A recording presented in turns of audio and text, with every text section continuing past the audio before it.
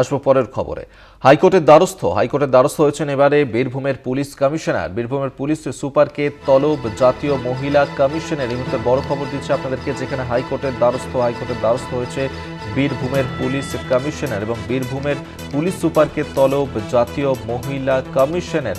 বোলপুর থানার আইসিও তার পরিবারকে অনুব্রত মণ্ডলের বিরুদ্ধে যে অভিযোগ করা হয়েছিল সেই মন্তব্যের বিরুদ্ধেই এবার এই তলব হাইকোর্টের দ্বারস্থ। সেই তলব হচ্ছে নির্দেশ খারিজের জন্য হাইকোর্টে আবেদন এবং হাইকোর্টের দ্বারস্থ হয়েছে বীরভূমের পুলিশ কমিশনার।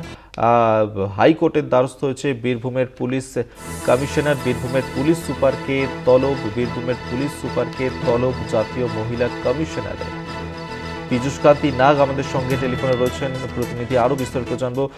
পীযূষদা, ঠিক কি কারণে বীরভূমের পুলিশ কমিশনার তিনি এবার হাইকোর্টের দ্বারস্থ হলেন? দেখো, বীরভূমের পুলিশ সুপারকে তলব জাতীয় মহিলা কমিশনের।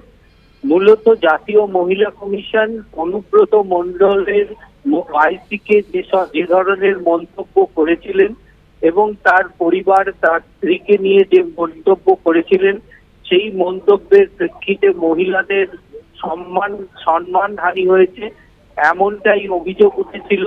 এরপরে জাতীয় মহিলা কমিশন এই বিষয়টি নিয়ে তদন্ত শুরু করে এবং তদন্তের প্রেক্ষিতে বীরভূমের পুলিশ সুপারকে সেই জাতীয় মহিলা কমিশনের দিল্লিতে হাজিরা দেওয়ার নির্দেশ দেয়। সেই নোটিশ পাওয়ার পর সেই নোটিশকে এড়াতেই বীরভূমের পুলিশ সুপার কলকাতা হাইকোর্টের দ্বারস্থ হয়েছেন এবং বিচারপতি তীর্থঙ্কর ঘোষের দৃষ্টি আকর্ষণ করে সেই নোটিশ খারিজের আবেদন জানিয়ে মামলা দায়েরের অনুমতি চান। বিচারপতি তীর্থঙ্কর ঘোষ মামলা দায়েরের অনুমতি দিয়েছেন। আগামীকাল এই মামলার শুনানির সম্ভাবনা রয়েছে। ধন্যবাদ। এতক্ষণ আমরা কথা বলছিলাম, টেলিফোনে ছিলেন প্রতিনিধি পীযূষকান্তি নাগ।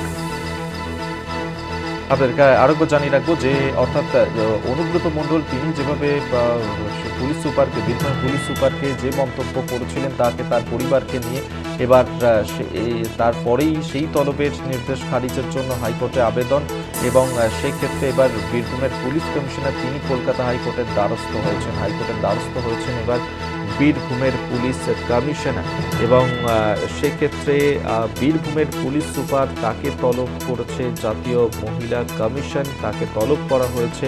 পাশাপাশি বোলপুর থানার আইসিও তার পরিবারকে অনুব্রত মণ্ডলের মন্তব্যের বিরুদ্ধে তলব এবং সেই তলবের নির্দেশ খারিজের জন্য হাইকোর্টে আবেদন।